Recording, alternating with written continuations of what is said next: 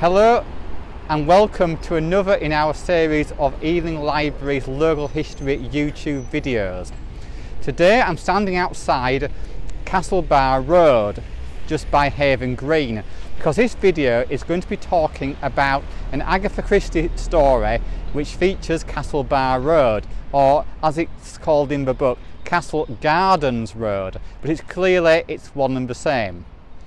The title of the book is 1-2 Buckle My Shoe, published in 1940 and published in America in 1941 as The Patriotic Murders. In the story, Hercule Poirot, the Belgian detective, is at his dentist in London. He's having a routine visit and his dentist is Henry Morley. However, shortly after Poirot's visit to the dentist, he learns from his friend, the policeman Inspector Japp, that Henry Morley has been found dead in his surgery, clasping a gun to his right hand. It would appear to be an act of suicide, but on the investigation there seems to be no reason why Morley should kill himself. He had no problems with money or women, mental health or any other problem at all. The main witness appears to be a man who also visited the dentist that morning, a Greek called Mr. Ambiritos, and he's staying at a hotel in London. So the police call on the Greek at the hotel, but they discover that he has also died due to an overdose of a medicine. Again, it's not clear whether this is murder or suicide, whether he killed the dentist for some unknown reason or and then committed suicide in an act of remorse, which seems unlikely because this gentleman is known to be a blackmailer and a very shady character, or whether someone else killed him. The investigation takes place and there's a number of suspects. There is Gladys Neville, the secretary to the dentist, who is mysteriously called away on the morning of the crime. Or could it be her boyfriend Frank Carter, who the dentist does not like, and Frank Carter is revealed to be a member of the Imperial Shirts, which is surely a pseudonym for Oswald Mosley's fascist black shirt movement. Very dodgy character indeed. Or could it be the highly respectable banker Mr. Alistair Blunt? And then of course there's various other characters such as Mr. Riley, the partner in the dentist practice, who seems to be fairly okay, but he does have a drinking problem and he has other problems too. So there's various suspects.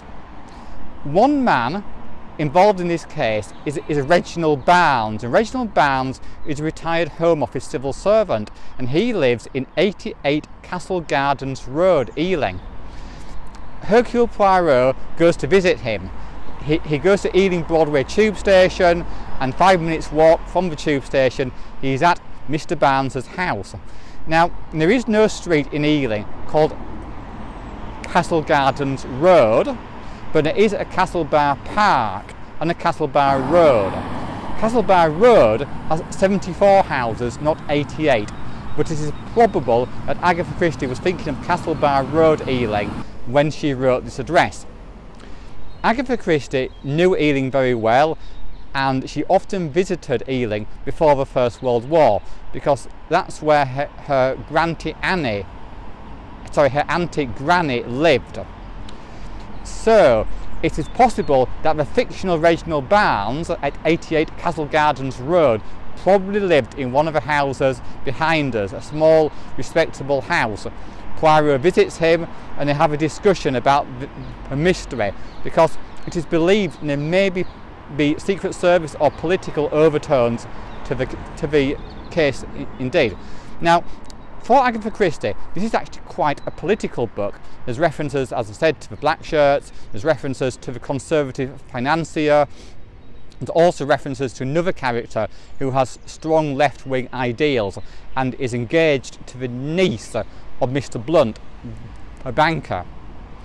The adventure also includes another murder which takes place in Battersea, where the dead body of a woman is found, and so there are 3 murders in total.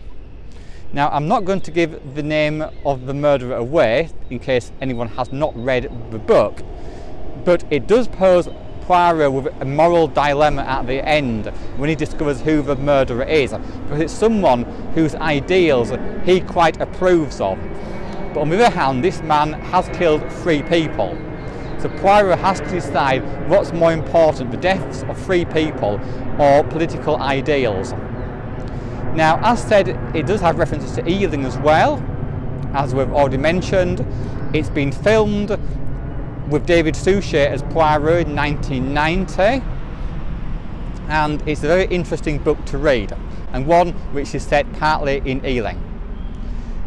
Please remember to like this video, to subscribe to the channel if you have not already done so, and to write your comments below.